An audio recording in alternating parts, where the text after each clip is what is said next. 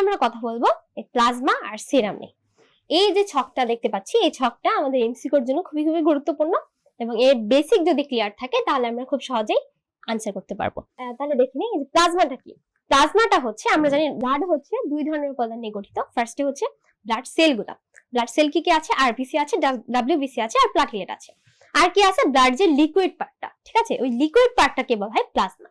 ফার্স্টে কি বলছে দেখো, এই যে স্বাভাবিক রক্তের যে জলীয় অংশটা, ঠিক আছে, এখানে স্বাভাবিক হইতে হবে রক্তটা, স্বাভাবিক রক্তের জলীয় অংশটাকে বলা হয় প্লাজমা। আর সেরাম কি?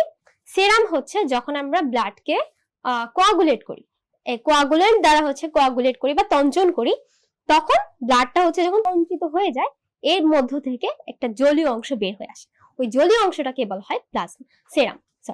এই যে তঞ্চিত রক্তের, ওটা ছিল স্বাভাবিক রক্তের, প্লাজমা পাওয়া যায় হচ্ছে স্বাভাবিক রক্তে। তঞ্চিত রক্তের তঞ্চন পিণ্ড থেকে নিঃসৃত জলীয় অংশ, একে বলা হয় সেরাম। সেরাম। তারপরে দুই নম্বর আছে, এখানে হচ্ছে প্লাজমাতে বিভিন্ন ধরনের রক্তকণিকা থাকে, ঠিক আছে, অবশ্যই প্লাজমাতে হচ্ছে রক্তকণিকা থাকে। আর এই যে সিরামে কিন্তু রক্তকণিকা থাকে না। কেন থাকে না? কারণ আমরা যে ব্লাডটা কোয়াগুলেট করে ফেলছি, ওই যে কোয়াগুলেটের কিভাবে করে আসে, একটা ফাইব্রিন জালক তৈরি হয়, ওই ফাইব্রিন জালকের মধ্যে যে আরবিসি, ডাব্লিউবিসি, প্লাটিলেট, ওরা হচ্ছে বা মানে আটকা পড়ে যায়। ওই ফাইব্রিন জালক ভেদ করে কিন্তু আরবিসি, ডাব্লিউবিসি বা প্লাটিলেট বের হয়ে আসতে পারে না। তো ওই কোয়াগুলেটেড হওয়ার পরে কিন্তু আমরা সিরামটা পাই, এই জন্য ওই সিরামে কোনো রক্তকণিকা থাকবে না। আচ্ছা, 3 নাম্বার বলছে এখানে হচ্ছে প্লাজমাতে হচ্ছে ফাইব্রিনোজেন থাকবে, ফাইব্রিনোজেন থাকবে। আর এই যে সিরামে হচ্ছে কোনো ফাইব্রিনোজেন থাকবে না।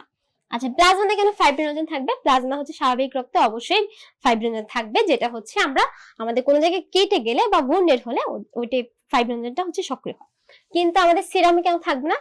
কারণ আমরা অলরেডি বলে দিচ্ছি ওই ফাইব্রিনোজেন জালক দিয়েই হচ্ছে অলমোস্ট আরবিসি গুলোকে বেঁধে রাখছে, সরিয়ে রাখছে, ওই ফাইব্রিন জালক ভেদ করে সিরামটা বের হয়ে আসছে, তাইলে সিরামে কিন্তু ফাইব্রিনোজেন থাকবে না। আচ্ছা, নেক্সটে যাই। এখানে হচ্ছে তঞ্চন ধর্ম উপস্থিত থাকবে, অবশ্যই থাকবে। এখানে হচ্ছে অনুপস্থিত থাকবে, কারণ সিরামে তো তোমার রক্তকণিকা গুলোই থাকে, তাহলে তঞ্চন ধর্ম কিভাবে থাকবে? আচ্ছা, এখানে হচ্ছে সেরাটোনিন কম থাকে, সেরাটোনিনটা কম থাকে। আর এখানে কেন বেশি থাকে? আচ্ছা, আমরা আগে জেনে রাখি যে সেরাটোনিনটা কি। সেরাটোনিন হচ্ছে এক ধরনের উপাদান যেটা হচ্ছে ডাব্লিউবিসির মধ্যে থাকে। এই সেরাটোনিনের কাজটা কি? সেরাটোনিনের কাজ হচ্ছে ভ্যাসোকনস্ট্রিকশন করা, ভ্যাসোকনস্ট্রিকশন করা।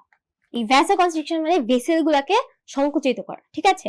তো যখন একটা কোনো জায়গা কেটে যায় বা হচ্ছে তঞ্চনের যে ধাপগুলো সক্রিয় হয়, তখন হচ্ছে আর ডাব্লিউবিসি থেকে এই সেরাটোনিনটা অনেক বেশি বেশি নিঃসৃত হতে থাকে। কিন্তু নর্মাল ব্লাডে কিন্তু এই ডাব্লিউবিসি থেকে এই সেরাটোনিনটা নিঃসৃত হবে না, যেহেতু এই সেরামটা তঞ্চনকৃত ব্লাডের পরেই হচ্ছে বের হয়ে আসে, সেজন্য এখানে সেরাটোনিন অবশ্যই বেশি থাকবে।